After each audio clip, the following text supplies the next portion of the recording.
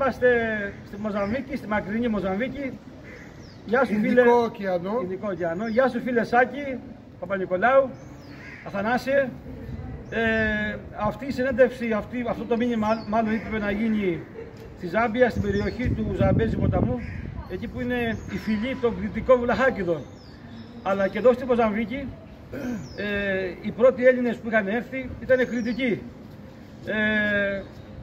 Ήτανε Περαντονάκης, Τσικλάκης, Κασιμάτης, Γεβουλάκης, λοιπόν, και Παπαδάκης και οι μεγάλοι λοιπόν ευεργέτες αυτών όλων των όμορφων πραγμάτων που έχουν δημιουργήσει εδώ οι Έλληνες. Και Μιχαλέλης. Λοιπόν,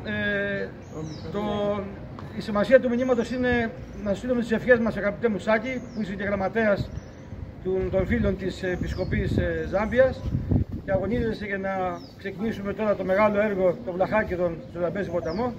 Να σου ευχηθούμε εκεί που κατεβαίνεις μαζί με τους φίλους μας στην Κρήτη, στο Δήμο Γόρτινας, καλή επιτυχία, γιατί το αξίζεις, είσαι άνθρωπος της αγάπης, άνθρωπος της προσφοράς και σπίτι.